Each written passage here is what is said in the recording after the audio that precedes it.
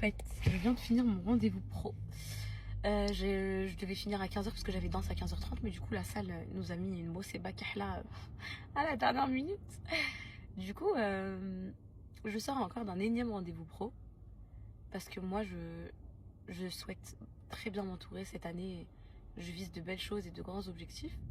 Je resterai toujours la même poupette. Ça, faut que vous le sachiez. Faut que vous le sachiez que moi, poupette, genre, je vais arrêter de dire ce mot là qui est juste horrible. Euh, Moi, poupette, c'est unique. Moi, vous m'avez connu avec mes petites stories et tout, ça bougera pas. C'est juste qu'à côté, je veux faire un petit peu de choses plus professionnelles. Déjà là, le 17, la rénovation du garage, j'ai hâte parce que c'est bien, c'est un bon petit truc, je suis contente. J'ai envie de... Je sens que les réseaux ont changé, que les réseaux ne sont plus comme avant, qu'on ne peut plus se contenter de faire des stories toute la journée et puis c'est plus suffisant. En tout cas, peut-être que pour vous ça l'est, mais professionnellement ça ne l'est plus. Voilà, moi je le sens. Et les filles, je vous ai déjà parlé d'une envie complète de rompre avec l'ancienne moi.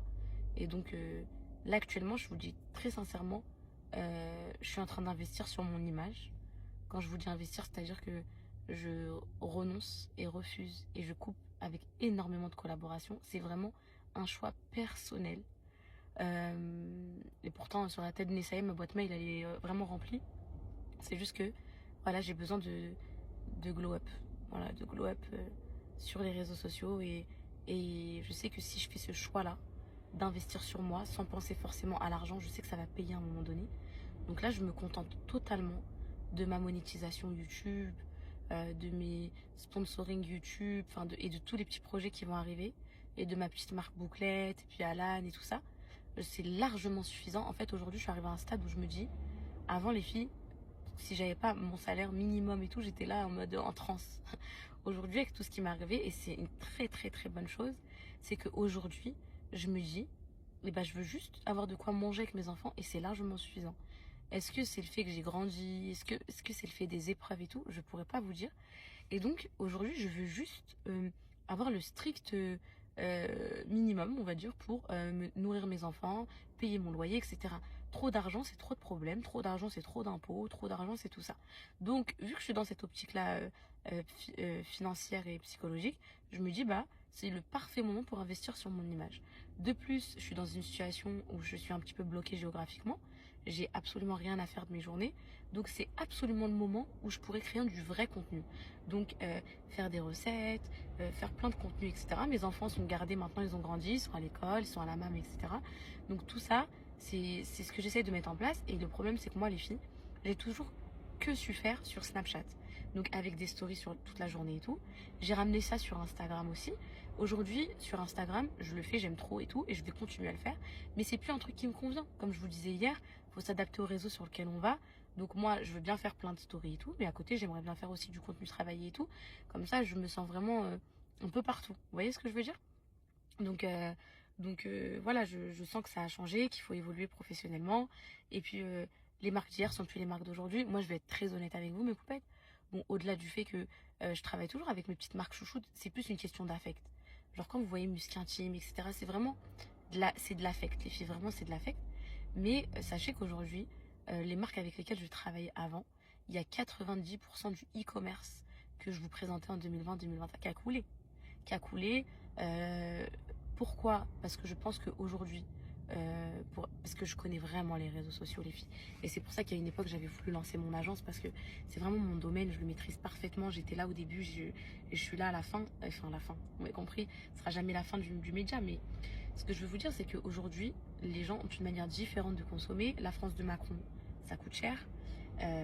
Ensuite, je pense que les placements de produits en général, c'est plus quelque chose qui va fonctionner, très clairement.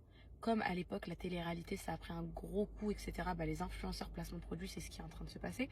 Je pense que vous devez constater un petit peu énormément d'influenceurs, je ne veux pas dire bas de gamme ou quoi, pas du tout, c'est-à-dire de petit niveau, on va dire, pour éviter les, les comparaisons de niveau, euh, qui se dirigent vers des identifications de grandes marques, Charlotte Tilbury, Huda Beauty, parce qu'ils voient justement que les placements de produits initiaux qu'on avait il y a 2 ans, 3 ans, ça ne paye plus, ça ne marche plus.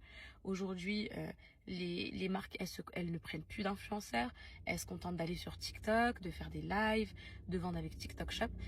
Tout a changé, il faut se réadapter. Et moi, j'ai quitté pendant 1 an et j'arrive dans un milieu où c'est plus ce que j'ai laissé. Donc c'est normal que je suis dans un temps de transition, dans un espace un peu où je perds un peu l'équilibre parce que je me dis, oula, ce que je faisais avant, c'est plus trop les formats que forcément les gens aiment, du coup, que les gens aiment, pardon. Du coup, c'est pour ça que je me suis réinventée un peu avec le podcast. C'est ça en fait. Pour moi, un bon créateur de contenu, c'est un créateur qui s'adapte aux plateformes, qui crée des choses, qui se contente pas en fait de faire, comme je vous dis à chaque fois, culture du vide, story, purée de carottes, pommes de terre et tout ça. Donc aujourd'hui, les réseaux ont pris un tournant. Je pense que 2025 c'est un tournant sur les réseaux et peut-être qu'il y a des gens qui vous le disent pas, moi je vous le dis. Et je pense qu'il faut prendre ce tournant et de la bonne manière. Donc, d'où le choix, d'où le fait que m'entourer c'est très important parce que voilà, avant je ne déléguais pas. Aujourd'hui j'ai besoin de déléguer. Aujourd'hui j'ai besoin de me sentir entourée parce que je pense que seul on va plus vite, mais ensemble je pense qu'on va plus loin. Et ça fait aussi partie des choses qui ont évolué dans mon mindset. C'est-à-dire qu'avant, je ne voulais pas partager. Je me disais, ah non, je ne vais pas donner de commission. Alors que c'est moi, j'étais beaucoup un peu égocentrique, vraiment sur moi-même, etc. Aujourd'hui, je sais qu'il faut laisser place aux professionnels et que c'est ce qui fera la durée des projets, la durée du reste. Donc, voilà, ça me fait plaisir de vous parler. C'est important pour moi que vous sachiez un petit peu ce qui se passe dans ma vie professionnelle, qu'il y aura forcément des changements et tout. Mais c'est mon petit cerveau qui vous parle là. Et j'ai trop aimé. Je crois que je vais mettre ça sur TikTok. Parce que c'est un format assez long. Ça fait 6 minutes 40 que je parle. Donc je vais vous mettre ça sur TikTok. Ouais.